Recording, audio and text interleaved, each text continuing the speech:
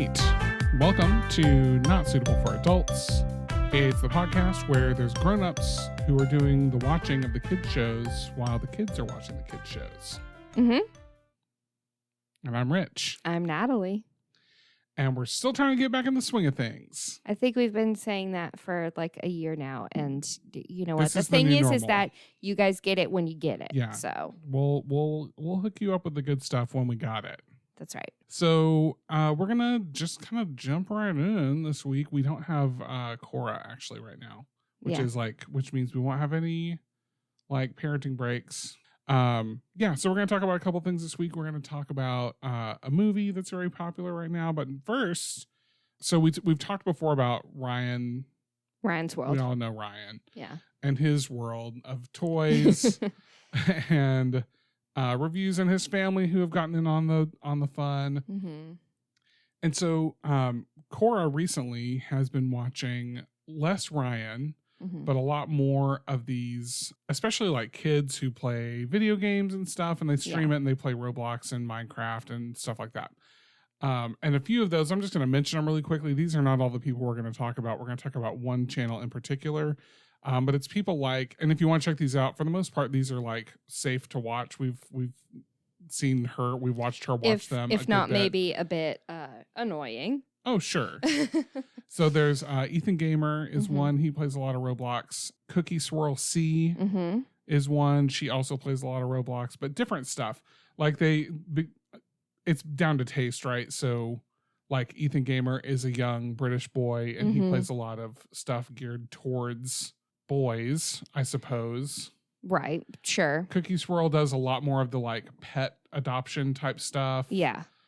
Things that would be, I guess, traditionally more girly, if that makes sense. And her whole aesthetic is more like is more girly. She has a very like pixie this. Oh my goodness. voice.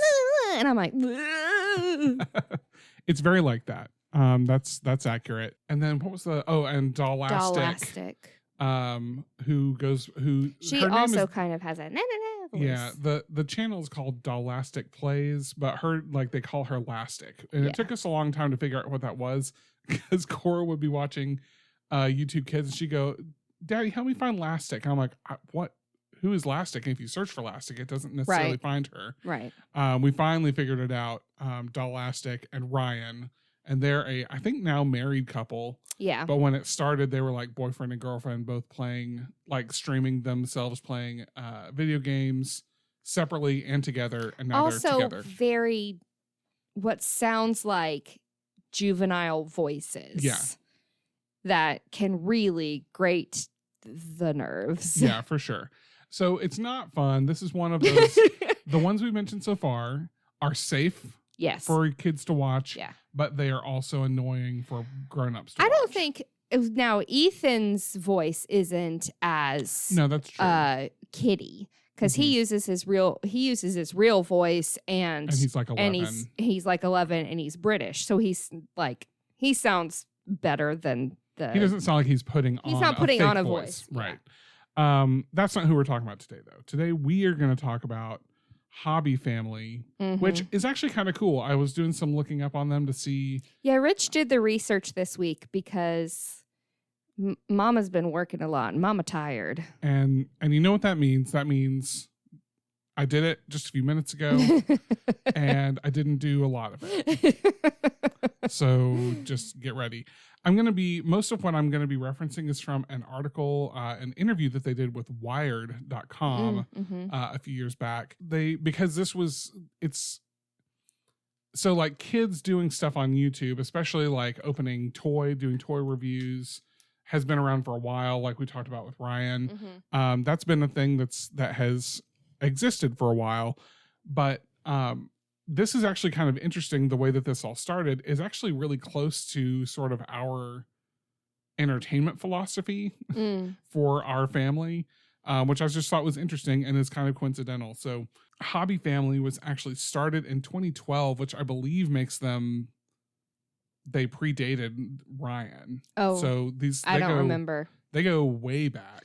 And just so go ahead and spell hobby. It's so it's HOBBY, like your hobby, the thing you do on the side. So is that their HobbyFamily. last name? No. Oh, okay. So and that's actually one of the kind of cool things. All the people on this channel go by a hobby alias. So there's Hobby Dad, Hobby Mom, and then Hobby Frog, Hobby Pig, and Hobby Bear. Yes. Are all the animal characters are the kids. They're all brothers. And what they, for the most part, do now, they still do a lot of they do some like surprise opening things, but the kids are older now. Like the two Hobby Pig and Hobby Frog are the older brothers. And they've been doing this now for 10 years. And so they're not as into that stuff. They're getting into now more of the watch us play video games. The gamer side. Yeah. But the channel started as an opening surprise toys channel. Right. And according to their website, I don't know if this is true or not, but according to their website, they were the first to do that. They were the original like family kids opening toys channel. And they just weren't as aggressive about like being a brand until more recently, I guess. Yeah. Because obviously now Ryan has like way surpassed them. He's doing it a lot more than what they're doing. But yeah, so they started as Hobby Mom, Hobby Dad, Hobby Kid 1, Hobby Kid 2. Since then, they've had another child that's Hobby Bear, who's the youngest. And so when they first got started, they were just Hobby Mom, Hobby Dad, and the Hobby Kids. And they did this stuff. And they did that specifically so that they weren't giving out their kids' names. Right. And they, to this day, have not given out their kids' names. So no one outside of people they know in their personal life don't know the identities of these kids. Yeah. And even I think at least one of the kids, so they play a lot of Among Us, which if you're not familiar with it, it's sort of a like mafia style game where like there's I think maybe we talked about it. There's an assassin and like everyone has to go around and complete tasks, but there's an assassin walking around, one of the players, and they have to like tag each player and not get caught. That kind of thing. That's Among Us. Are you familiar with that? I have heard of Among Us. I have never seen it. I don't think unless it's one of those that Cora watches sometimes. I don't think I've seen it. I don't know.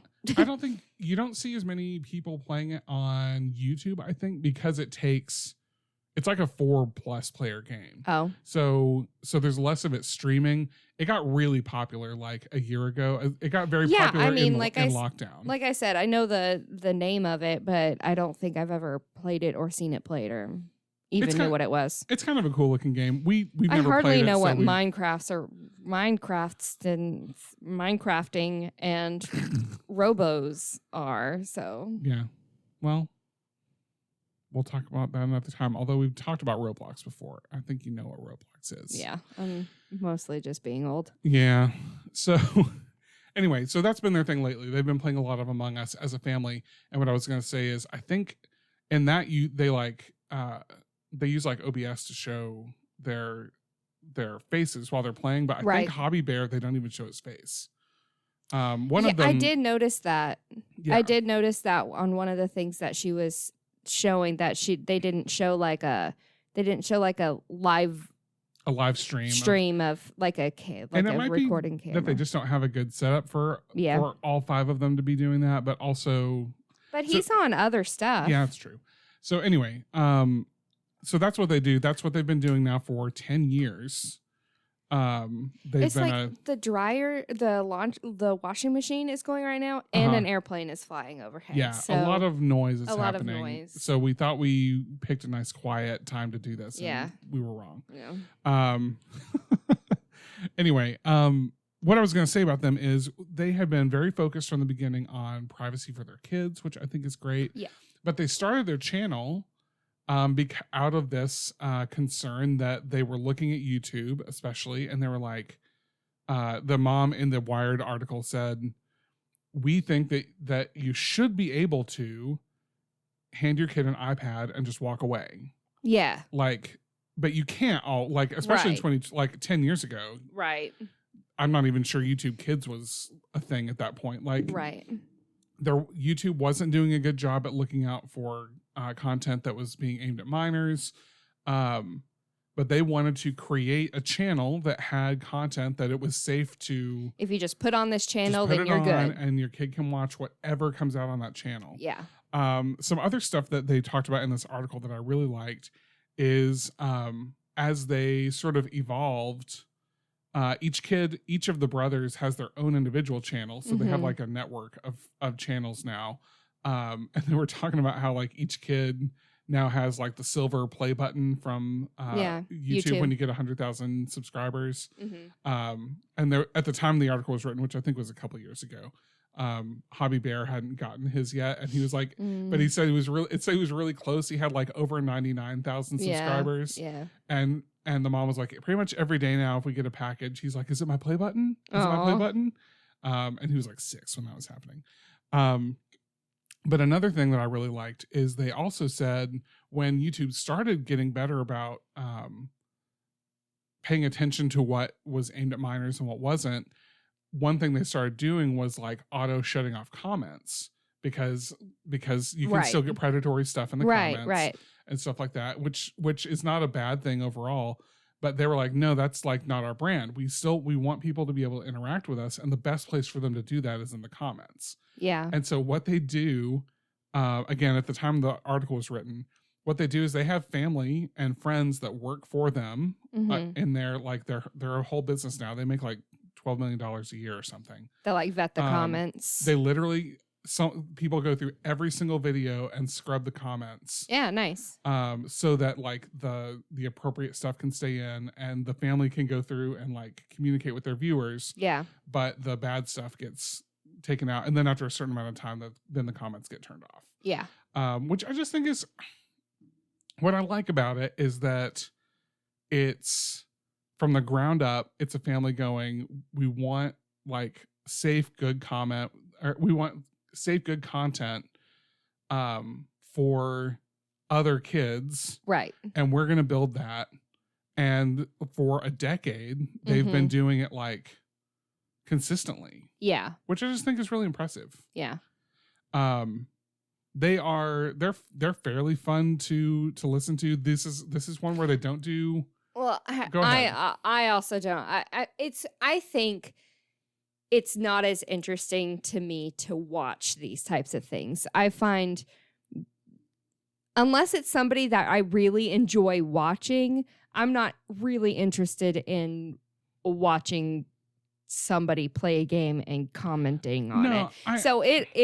I don't care for it very much, but they don't, like you said, they don't put on voices. That's what I mean. It's and they have a good family dynamic, and you know, they kind of joke with each other and stuff like that. I think that I don't care for like the dad feels like a little forced sometimes, but he's just really doing his best. But but anyway, yeah.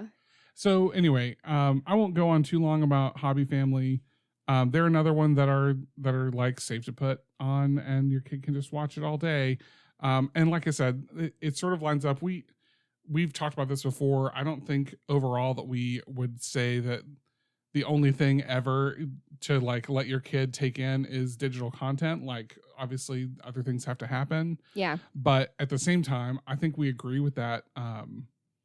With that sentiment, that idea that like there are times when like it should be possible in this day and age for a kid to just like sit and safely watch something. Right.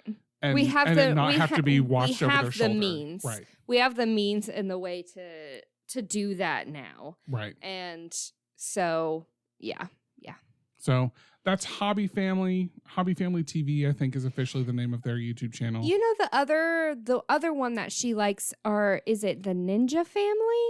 There are actually several. They're kind of cool. Channels. Now, see, the Ninja Family is a little more interesting to me because there's like 4 or 5 kids or something like that, and they are all like super proficient in gymnastics type. It's shenanigans. It's like gymnastics and martial arts. And it's kind of cool because that feels like not something you see too much, because it really is like I think they only have the one girl, mm-hmm. and then it's like a lot of boys doing like gymnastics stuff. And I like that kind of representation of like this is of the kind of the sport part of it. Now or the activity, just moving around. Yeah. And you know that it can be for everybody. Again, these are like Cora loves watching these things. I don't. But no, yeah. But like I thought and I'm not even really remembering exactly what they're called, but like the Ninja Kids, Ninja Family, I thought were interesting too. I think I know Ninja Kids is a thing. I heard them doing something. They were talking about the Ninja Kids, so it may be mostly the kids in that channel. Unless I know that the parents are in there because I think the dad is their gymnastics coach. Oh, okay. And then they go to martial arts. Like they go to like karate. I saw one where they did like a challenge where they basically did like you know the basketball game Horse, but with gymnastics skills. Moves. That's cool. And it was interesting to see like because the little girl's the youngest out of all of them, but she was like trying to hit all the stuff that the much older like teenager older brother was doing. So it's kind of fun. A lot of cool like family oriented content. Again, not necessarily fun. And I would agree, not fun for like us to sit down. No, I don't want to. I don't than like 5 minutes of. Yeah. But there's good stuff, and that's the end of us talking about YouTube stuff. And that's for today. The end. Maybe we'll talk more about Ninja Family another time if we do a little research on them. Maybe I'll do a 5-minute research and see if someone has already interviewed them and asked all the questions I would have asked them. Let's take a quick break in Promoville. What do you think? Okay. So let's go to Promoville.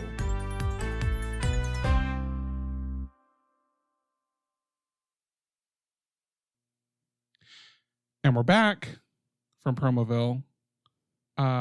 Natalie, do we ever talk about Bruno? We don't talk about Bruno. Hopefully. But you know what? I think we should. I think there's a lot to say about Bruno. There's a lot that should be understood about Bruno. And not talking about Bruno makes for a bad family dynamic, I believe. I agree with that. I think that there's an underlying layer of toxicity in Family Madrigal. It's very underlying. There's a lot of toxicity.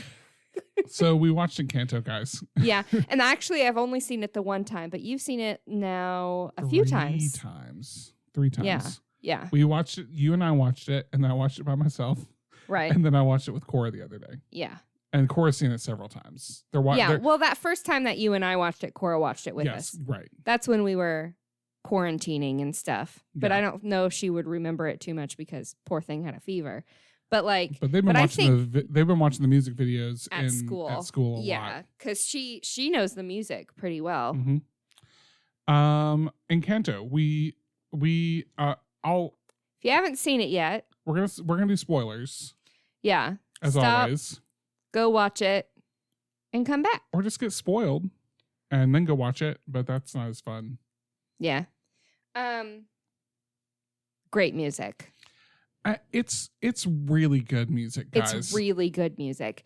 Lin-Manuel Miranda. Always. Always good. And what I like about this is that you can truly do a mashup with Hamilton, Moana, and Encanto. Yep. You can do this kind of like mashup of certain songs because it is composed and written by the same person who is going to have he has his own quirks. brand. He has his own style. He has what he likes, and when we listen to it, we go like, "Oh, that sounds like Lin-Manuel Miranda." Yeah. But it's also always good. And I've seen some mashups that people have done where they've taken some of these bits of each of these songs and put them together so that they form like a new sort of thing. It's very interesting. It's fun. Yeah.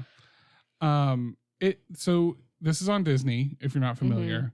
The music is really, really good. It is Pixar, right? No.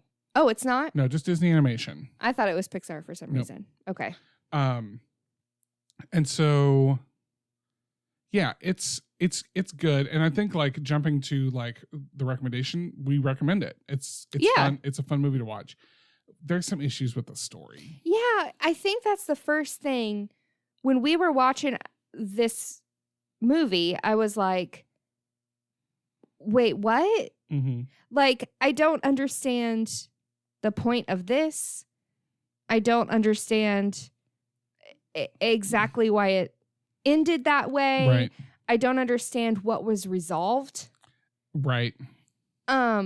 If anything got resolved. Now it was a lot of people. Okay, let's just talk about it. Let's just talk about it. The movie opens and it's you're hearing the voice of Abuela, who is sort of she's the matriarch of the family. She's the grandmother. And she's talking about this miracle that her family received some years ago when she was younger, when her 3 children, which is like the main character, Mirabelle, her mother and aunt and uncle. There was some terrible thing that happened in the past where they were the family was run out of their town by these bad dudes. And to sort of protect them, there was this moment of magic centered around this candle she was carrying that sort of created this very protective safe valley place and village for this family and also for the other people. Yeah, and because it wasn't just their family that was being relocated. Right. Not relocated, but like thrown out basically of their homes. It was a whole community of people. And in this like terrible moment, right. The miracle happened. And suddenly there was a village, or actually was it just the house and then they made a village around the house? Yeah, or was the village? I think what happened is the miracle sort of provided the house and the valley that they're sort of in. It's not super clear. This is one of those things. Who decided they got the house? Well, I think the house decided, because the house is kind of a character. The house is Casita. I think the miracle gave the Madrigal family the house and like the place for the village to start up. And that's kind of the point, is like the Madrigal family becomes sort of the not the keepers, but like they oversee the town, right, and sort of provide for them with gifts that they receive from the miracle. Just in my brain, I'm thinking, if I was in this situation, if I was in this village and we were running for our lives and suddenly a miracle happened and there's this giant house and this lady comes up that has her arm full of 3 babies and a candle and said, this candle is a miracle and the miracle is this house. And now I'm going to go live in this house. Now you guys can build your houses around my house. Right. Bye. Right. But then the sort of family mission is to help this provide village. For the community, right? To use their gifts to make everyone else's lives better, right? Which is great. Yes, absolutely. I agree, though. Like how it got started is confusing. Yeah. And then so the flash forward, the three babies grow into. She says when my children they're triplets. Yes. When my children came of age, but they look like they're about 10. Yeah, I think that's because the little boy that does it, they look like they could be 9 maybe or 10 smaller. Yeah. I mean, even like 7 or 8, they look like babies. Yeah. But so what happens is the miracle, the candle, the house, all of the above. What is the miracle? Let's really get down to this. Provides this sort of mystic door that like adds on a new piece of the house, basically. And it's very TARDIS-like. Yeah. It's not like the house expands. Right. It's like the house provides a TARDIS. More space inside. Right. It's big. The rooms are bigger on the inside. Which actually leads to a question I have overall later on, but we'll talk about it in a minute. So when they come of age, they can go up to a door in the house. Yep. And if they touch the door lights up and they can walk into their new room, new magic room, which is of TARDIS capabilities. Big on the inside. And they are provided with a gift. They get a new superpower. Yes, their gift. some of them have the gift of Isabel. Well, the 3 kids. Yeah. The 3 kids from, like, Abuela's 3 kids. One can make food that heals anything. Correct. The other can, when she has a certain mood about her, she has weather changing capabilities. But that's kind of like, it's almost not really a gift. It seems like a curse. Yeah, hers doesn't seem as great. But she can kind of like control the weather with her moods. But actually, it's more like she doesn't control it. Her moods control it, if that makes sense. Right. And then also, Bruno.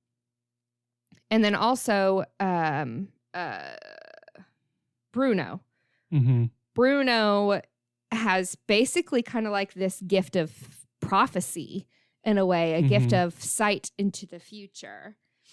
So those are the 3 kids. They get married. They have kids. And those kids, when they come of age, get to go through the same exact thing. Right. We have one that can hear from very long distances. Yeah, I can hear very quiet things or from very far away. We have one that can basically be like a shapeshifter, can like turn into anybody. And we have one that's super, super strong. We have one that can create flowers and plants and beautiful things. And then we have Mirabelle. Yeah, Mirabelle is she's the one we meet at the beginning. We meet one more cousin. Did you say the little one already? And then the little guy, we actually get to see him get his gift, right. And he gets to speak with animals. So they kind of do some things out of order. The movie kind of starts with Mirabelle meeting these like other kids from the town, who are like, tell us all about your family. We want to know what everyone can do. And so that's she's like the way yes, I would love to. This is what we get gifts, blah blah blah. And then at the end of the song, they're like, well, what's your gift? And they're like, she didn't get one. Yeah, the family's like, Mirabelle didn't get one. So we see, like, at the time of her coming of age, she goes up to her door to receive her gift to get her TARDIS room. And the door just disappears. And the door just doesn't let her in. Like, the door disappears. She doesn't get to open it. So they just put her back in the nursery. Yeah, she gets to go live in the nursery. She lives in the nursery forever with the babies. Right. And that's and the little boy that we do see come of age has lived with Mirabelle in the nursery room. Yeah, for his whole life. And like they're tight and they're really close and everything. Which, by the way, I also love Mirabelle is voiced by Stephanie Beatriz. Yeah. And it's if you don't know her, she's Rosa from Brooklyn Nine-Nine. Yeah. So it's funny to hear her voice in a very different type of character than she plays in Brooklyn Nine-Nine. Yeah. Mirabelle just wants to help. Mirabelle is the best person. She's the best. The thing is that she did not get a gift, but she's going to do her darndest to help. She loves her family, and she has this. That's her whole beginning. Is like of the movie is like her talking about how much she loves all these people and all the amazing things they can do, and how fortunate she feels to be able to be in that family. Yeah. Which is just great. Like, I mean, it's not great for her. Like, you wish she had a gift, but yeah. But she's very humble. She's kind of not letting that stop her. She's trying to do what she can do. But the thing is, the problem is Abuela. The problem is Abuela. And we don't talk about Abuela. We don't quite talk about it yet. But there's this thing from the beginning. They're like getting ready for the youngest cousin's coming of age, and Mirabelle's trying to help, and she's sort of like bumping around. She's a little clumsy. And Abuela's like, listen, Mirabelle, maybe you should just let us all take care of this. Maybe you should just go get out of the way, basically. Which I'll say more about Abuela later when we get done, because we both have thoughts about Abuela. She doesn't have she just doesn't have the right. Right. She doesn't have the right. She doesn't have the right. We'll talk about that more in a minute. So she's basically like, just get out of the way. Just let us do our thing.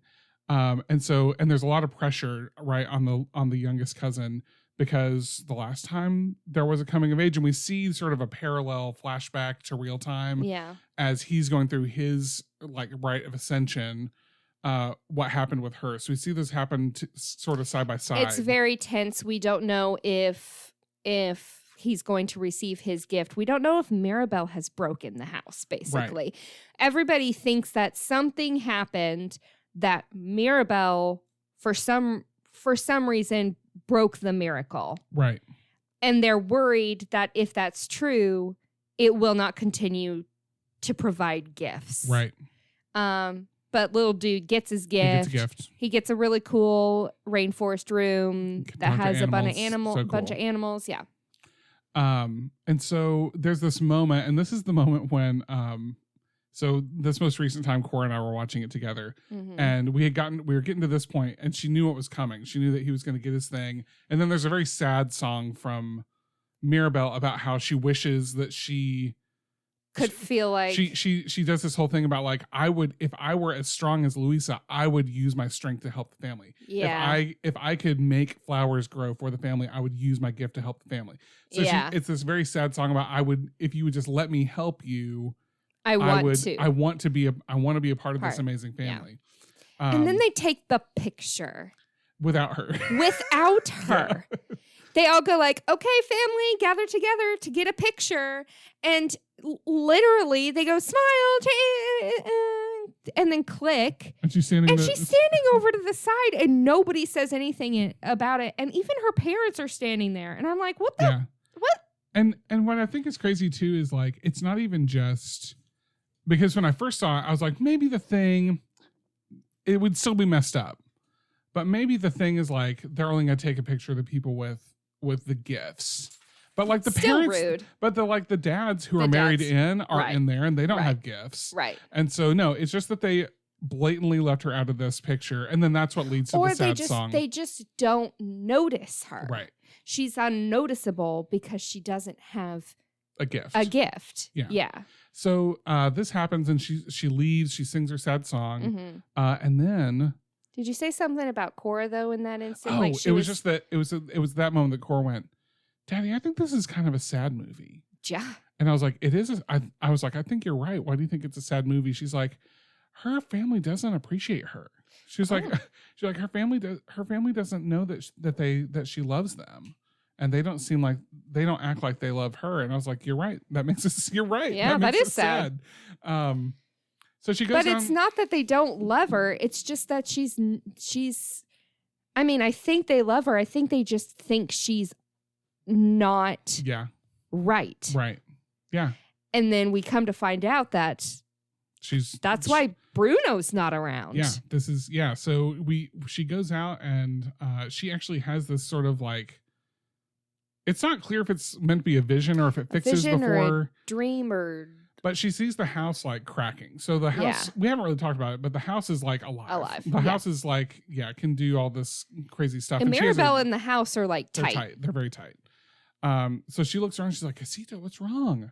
And cracks start to form all over the place. And the candle, which sort of represents the miracle, is flickering. Flickers, yeah. But that's not actually, is that actually happening? I think we're supposed to think that based on what happens later, because we see cracks happen and then go away while she's like doing stuff. And so it seems like they, is that a vision that Casita was giving her? Or is that part of her non-existent gift? I don't know. That's what's... So, I don't know. But she goes and tells the family that she thinks there's something's wrong with Casita. And they come out and they're like, okay, well, show us. And they come out and the cracks are all healed up. Yeah. And or she only saw them in a vision. We're not sure. We don't know. But they look around and they're like, nope, magic's fine. House is fine. Everything's fine. And they go back to the party. And Mirabelle, stop dragging us down. Abuela again is like, just leave us alone, basically. We're trying to have a good time. Yeah. All of us. And all of us with our gifts. Yeah.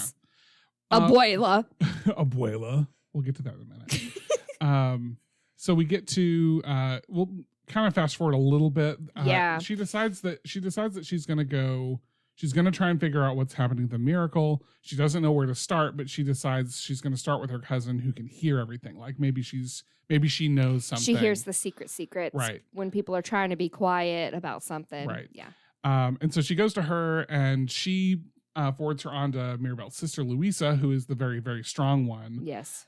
She says, I saw her, like I heard her having a hard time last night when you saw the cracks happening. So she goes to Louisa, and Louisa, it turns out, who is so strong, and like strong in a way that like she can pick up with her bare hands whole buildings and move them. Yeah. She's like Superman strong. And she's the one that sings the Under Pressure song that people are loving right now. Good. And also, I have to say, and I've seen this a lot on social media and stuff, people are loving. Is it Under the Surface or is it Pressure?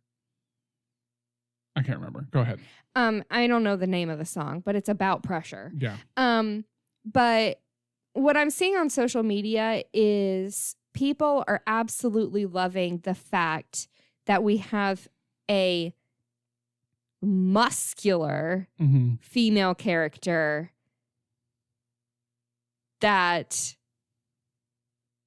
is strong. Yeah. Like a strong female character. And did I hear something about somebody wasn't like Disney had I don't know. Was that there must have just been a rumor. Article. We don't have to talk about it. No, well, really quick. There was a rumor that Mirabel has two sisters. One's like the super perfect, very beautiful, flowery one. And one of them is the big, tough, strong one. And there was a rumor that Disney thought that the beautiful, quote unquote, sister was going to be like the most popular one, even though she is clearly the most despicable. Yeah, she's full of herself. Like as much as Abuela gives Mirabel a hard time, what's her name? Isabella is so much worse. Yeah. And for reasons that are never revealed. Yeah. she just like acts like she hates her sister. And so she's obviously the meanest one. And so I don't think that's a thing. But there's a rumor that Disney thought that she was going to be the most popular one to have like dolls made of and stuff like that, and not Louisa. And so, but then Louisa was very popular, and you couldn't find dolls and action figures of Louisa anywhere. And people were like, no, I think probably that's like design scarcity. Yeah. Like you knew that was going to be a cool character because she has her own song at the beginning of the movie. Yeah. And it's a good song. Yeah. Well, Isabel's song is fun too. It is, but it's not as reforms. Good. Yeah. Also. Oh yeah, that's true. Yeah. Okay. Anyway, so the song. Well, so she sings a song about like being so under pressure because she has the weight. One. She has the weight of everything on her, literally and figuratively. So they're just like, Louisa, go do the thing. So they just believe that she will go do everything, and that means that she takes on a lot of the metaphorical pressure of the family. Yeah, and she's there's this whole thing about how she can't crack, she can't break, she can't make mistakes. Yeah. She also reveals that she felt her powers sort of go away at the same time that Mirabel saw the cracks happening. So now there's a connection between the miracle's powers and whatever's going on here for Mirabel. And she tells her she needs to go find Bruno. She's got to figure out what's going on with Bruno, and the place to check that out is in Bruno's room. But then we have to find out that nobody talks about Bruno. We don't talk about Bruno. Really, what it comes down to is Bruno can see in the future, and nobody could understand it. And everybody thought that because he could see it, it meant he was doing it. Yeah, they blamed him. They blamed him for the things he was seeing. And basically, he just kind of ran away because he didn't feel accepted. Yeah. Yeah. We learn even more about Bruno a little bit later on, but he was kind of squelched. His gift was squelched. Yeah.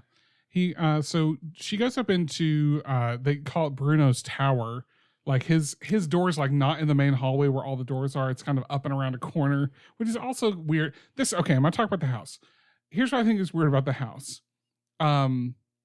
from what we see inside, each of the magic rooms is, like you said, it's a pocket universe. So it doesn't actually make a giant rainforest attached to the house.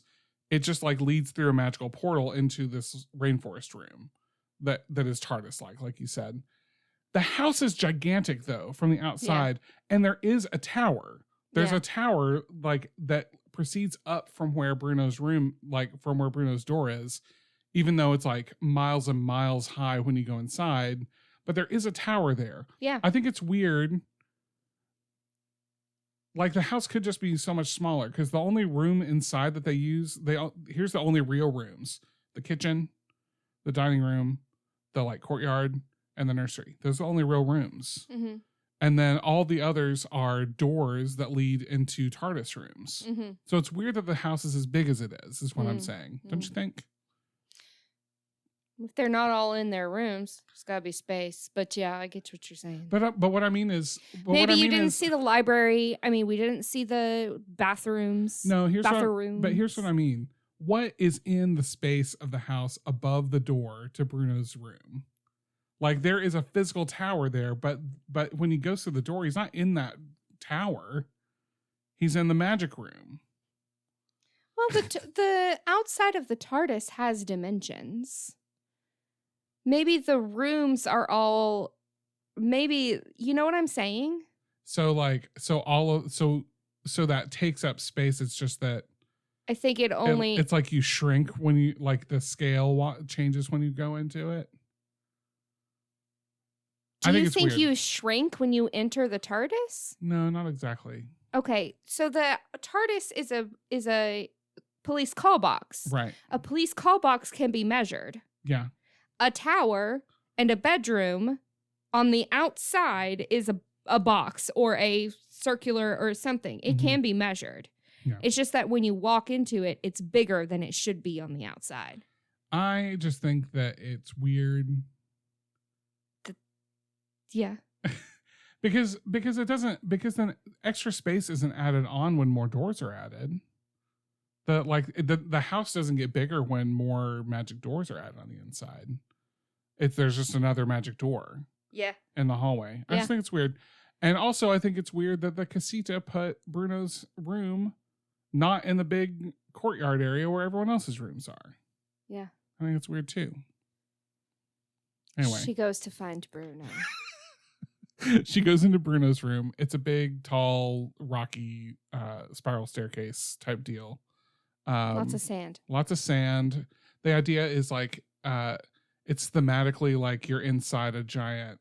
Well, I guess it's not. The idea is supposed to be that you're in like a big what's it called? I was thinking pyramid. Well, no, the timer thing that has sand in it. Hourglass. An hourglass. Thank you. That's the idea. It's like the imagery. A sandcastle. Duh. The imagery is hourglass, but then when you get in there and you actually look at it, it's like a temple built into the side of a mountain. I was feeling very like Egyptian vibes from it. Interesting. Okay. But I mean so she goes in there and she finds these green shards of glass. And when she gathers them, the room, like, something happens with the magic. The casita's going crazy. The room starts trying to kill her. Yep. And she escapes out of the room with the shards of glass in her satchel. Yep. She goes back to the nursery where she lives. And puts the pieces together and realizes that this is how Bruno's prophecies or visions or whatever kind of like manifested themselves. Record. Yeah, it's like the record of his vision. And he's seeing the casita all broken and Mirabelle is standing in front of it. Right. And it looks like something to do with her breaks the house. The miracle. Yeah. It turns out the whole family ends up finding out about it because nobody can keep a secret. Right. And that's when, after this is when she puts it together, and that's when the We Don't Talk About Bruno song happens, which is also a really, really good song. Yeah. It's a really cool song because of like the overlapping sort of fugue-like thing that they do. Like each member of the family, not each member, most of the members of the family have a part in it that they sing, but then at the end all overlap into this really cool like tapestry song, which is just really neat. But so basically it's just like and it's exactly what Natalie said. It's that whenever he had a vision, people would be like, ugh, more bad news from Bruno. Yeah. And he was just like, I'm just doing like, literally I'm just using my gift. You came to me to ask about the future, and I saw the future. I told you about it, and sorry, it was bad news. But they made it to be like he brings bad things. Like he's a bad omen. Yeah. Blah, blah, blah. Blah, blah, blah. I don't want to get too boggled down. I feel like we've been boggled. We got boggled. Abuela's a jerk again, and Mirabel finds Bruno for reals. Bruno has been living in the walls of the house, which again take up a little bit of space, I suppose. Yeah. But he lives like behind a portrait and down the hall, and just he lives in the walls. Yeah. With the rats. Turns out he's actually not a bad guy. No. Like everybody thought he kind of was. He's played by John Leguizamo, by the way. He really just was. He saw that maybe his gift was hurting people around him, so he left. But then he didn't leave because like Mirabel, he loves his family. He wants to be part of the family. Right. But he left his gift behind, and he distanced himself from the family, but couldn't leave for good because he loved him too much. Yeah. So Mirabel, yada yada. Mirabel convinces him to have another vision to get a better idea of what's going on. And basically they do that, and they figure out that it seems like Mirabel is the key to saving the miracle, that bad things are going to happen if Mirabel isn't able to sort of bring the family together. Right. So he says she needs to go. It starts with her reconciling with her sister, Isabella. She goes to Isabella's room, and it is a beautiful flower factory. Yep. And like she lowers down from this bed and everything, and they have like this argument, and Isabella's like, do you think I want to be perfect? Right. Do you think I want to be this way? Like I want to marry this guy. Yeah, I don't even want to marry this guy. That's a whole nother part of the story. Yeah, she's supposed to be marrying this guy who's like a big hunky dude. The thing is that Louisa has to be strong for everyone. Right. Isabella has to be perfect for everyone. The future of the family is in her hands because she's going to marry this guy. The thing is that I feel like all of us can identify with one or both of those people. Yeah, for sure. In talking with Mirabel, like Mirabel tries to like talk with her and stuff, and she gets frustrated at Mirabel, and she grows like this gross looking cactus thing. It's not beautiful. It's not a flower. It's not a flower. It has spikes. It has, like, if you touch it, it'll prick you and stuff. And she goes, oh, I can do more than flowers. I can do more than flowers. And she starts realizing she doesn't have to make perfect things. She can make things that are a little twisted and a little off color and stuff. And those things are beautiful too. Yeah.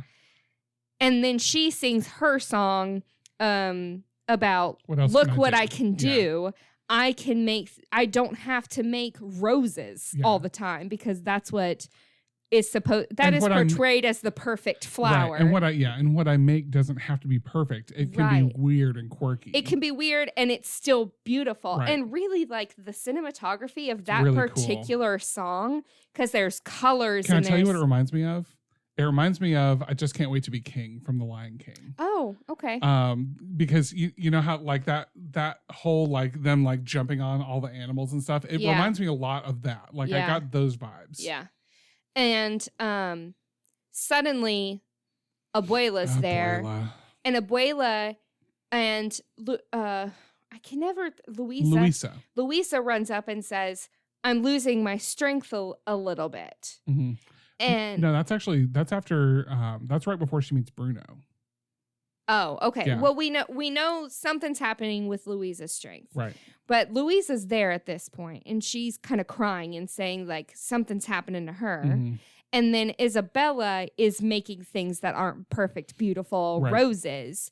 And Abuela blames Mirabel. Yeah, she's goes, like, "What have you been saying to them?" Yeah, you're putting this family in danger.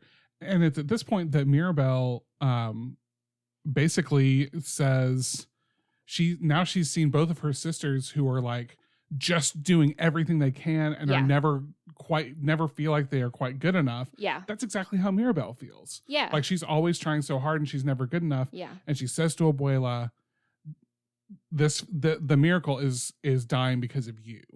That's when she full on calls Abuela out, yells at her, going like, "This is," and then that's when and then the house cracks. Casita cracks.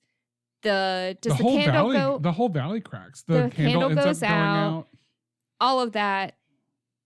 The house becomes rubble. Yeah. Like just falls in around them. Yeah. And they're all okay, but like Mirabel runs off. Yeah.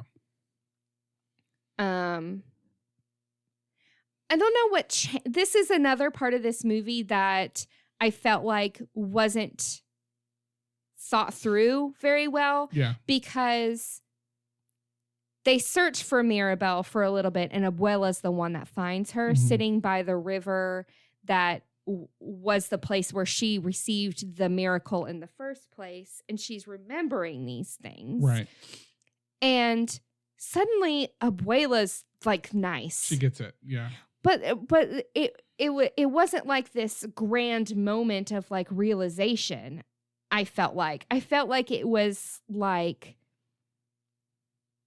I don't know. I felt like there wasn't a particular moment where she goes, "Oh, maybe it was Mirabel yelling at her. Maybe it, and then as they're searching, you just don't see a realization dawn upon Abuela." What happens is when the house is falling down, the casita gets everyone out. Right. But Mirabel is running up because everyone else is losing their gifts. They're also trying to help like save them. They're trying to get to the candle because the candle sort of is the miracle. But everyone's losing their gifts, and the casita pushes everyone outside except Mirabel. She gets the candle, but it still ends up going out. And the last thing the casita does is like pile stuff up around her to protect her. Yeah. But then in the rubble, there's a moment.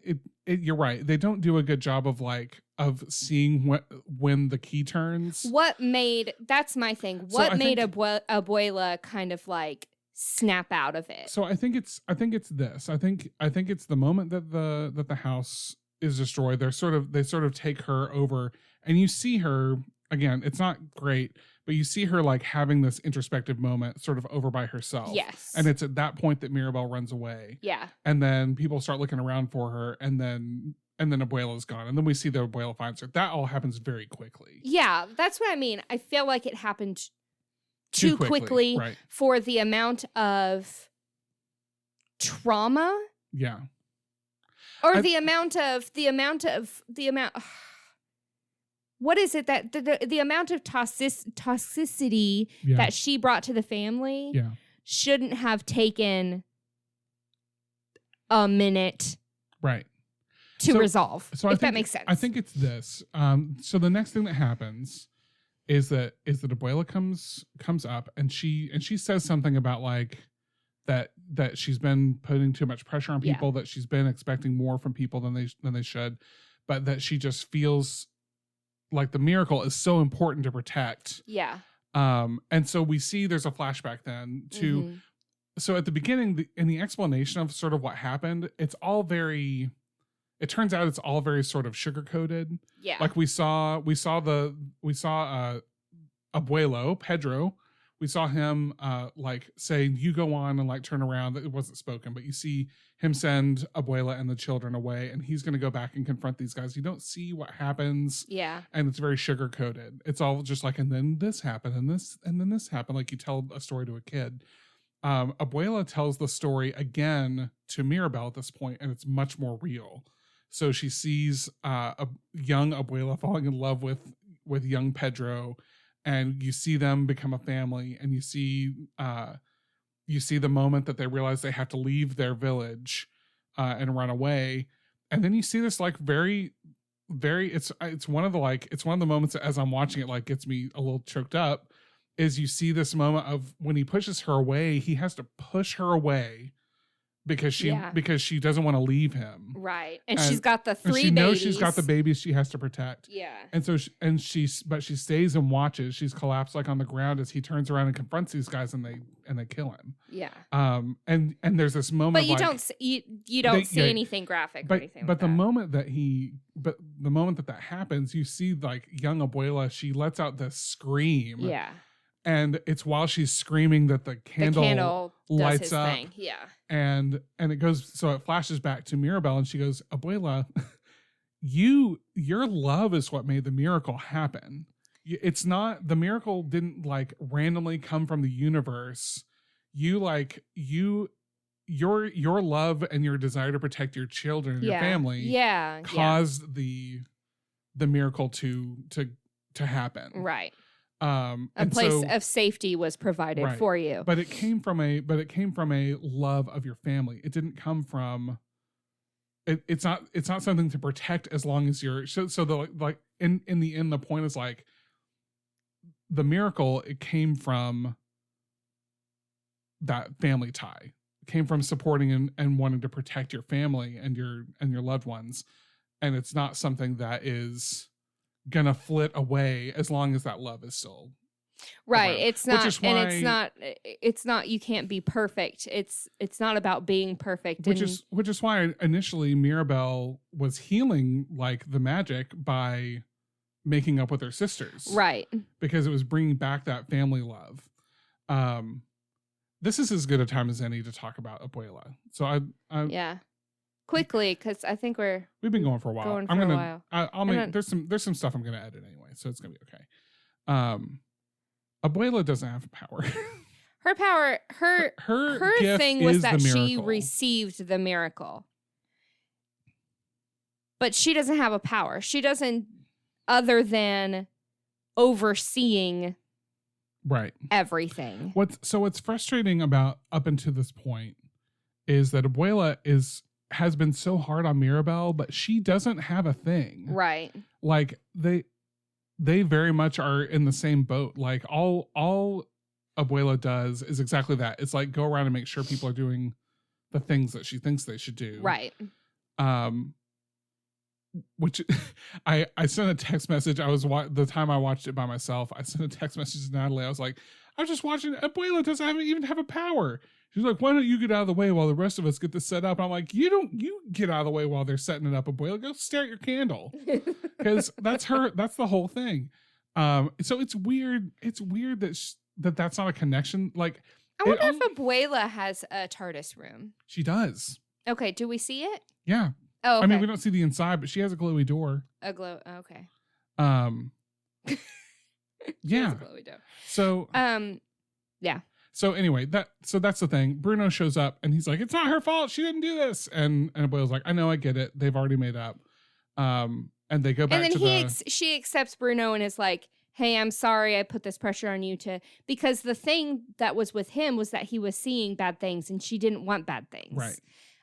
So she pushed him away, and he went away because he thought he was hurting the family with his bad things. Right. Which, I've read a little bit about Bruno representing a sort of like autism spectrum in families. Yeah. And how when you don't understand it, a lot of times that can push them away because they think they're being bad. He, when we see Bruno in the walls and we meet him and we realize he's just a normal guy, not a villain. Yeah. He has a lot of sort of obsessive tendencies, like things he kind of like little rituals he has to do. Yeah. And yeah, I think that makes a lot of sense. Yeah. And I can't speak to knowing much about autism myself because I have not been in contact with people. I don't have that in my family and anything. Not a lot of like just not a lot of personal awareness. Yeah, not a lot of personal awareness about autism. But I think that's something that's interesting. Another sort of representation there. I think we're getting really cool with representation lately. Yeah, for sure. But yeah, so Abuela and Bruno make up, and she apologizes for the way she kind of pushed him away, and they build casita. That scene of them they rebuild casita, getting back together sort of sets up the final song of the movie, which is "The Miracle Is You." Where was it? Love all along? Yeah. Was the miracle inside you all along? Yes, it was. So is the seventh thing love? Is that what we're gonna? You have to find 7 things. It's the seventh thing love. It was inside you all along.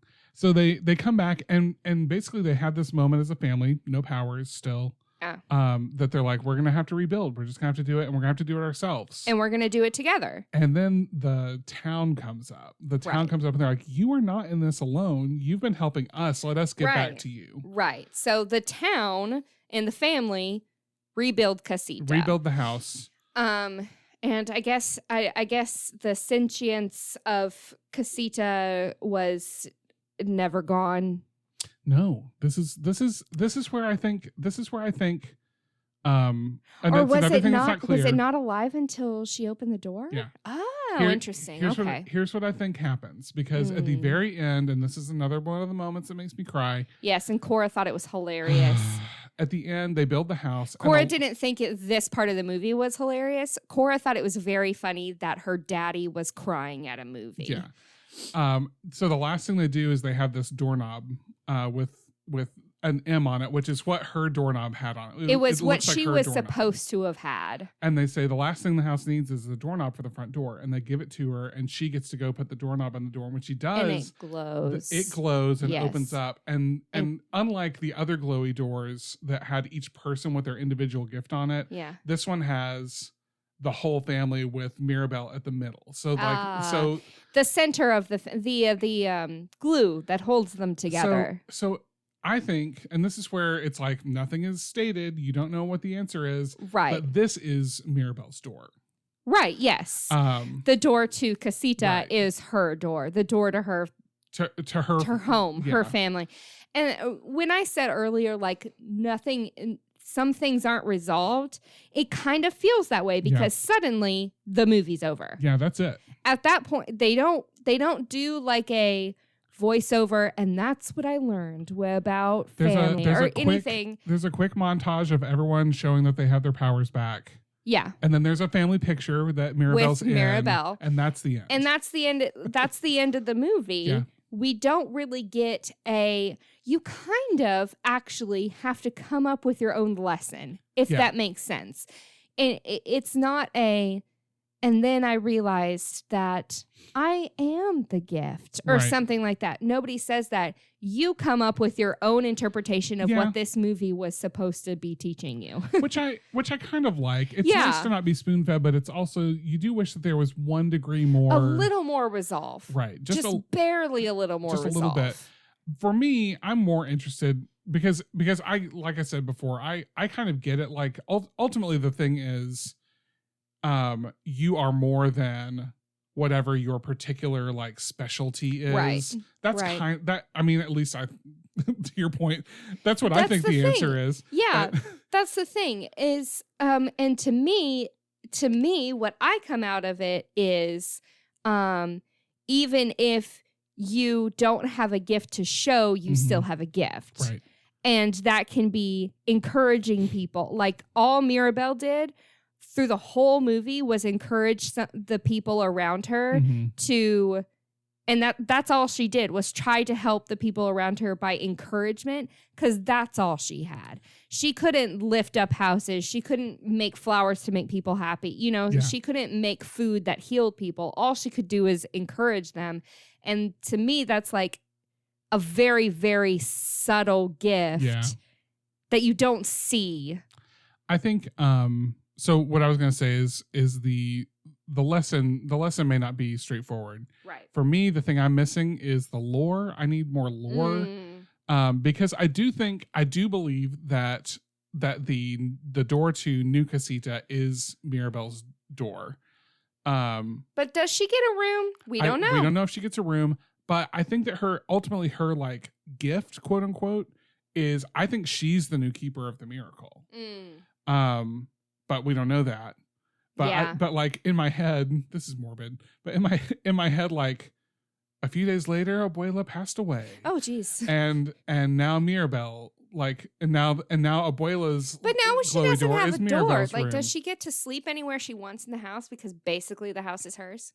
That's another thing about the house is like, why couldn't she have slept in any of the other rooms? Why couldn't she go into someone else's room and have a room inside the TARDIS room? Yeah. There's a lot about the lore of this movie that's kind of weird, but it's a lot of fun. Yeah. It is a lot of fun. It's worth watching. It has a good message. If you But that message is whatever you want it to be, I think. We don't talk about the message. Thank you for listening to another episode of Not Suitable for Adults. I don't think we have any thing special happening. Go buy some merch. Did you know we have merch? Go over to podchaser.com and look us up. We've got a merch store there, and you can buy t-shirts either with our logo or with Promoville design over there at podchaser.com, and then it goes to TeePublic, I think. Thank you as always to Shad Worrell for creating our cool theme music for us. You can find more about Shad at soundcloud.com/shad-worrell, and a link to that will be in the show description. And when you're looking out at the world and you're just like in Encanto, you're trying to figure out what the message is. Because we all have to figure out our own message, right? Sure, and figure out what your gift is. Figure out your gift. No, remember that you're more than your gift, and that's not all. That doesn't define you. I'm just trying to figure out where you're going with it. It's just that no matter what the gift is, you are still the boss. Huh. Okay.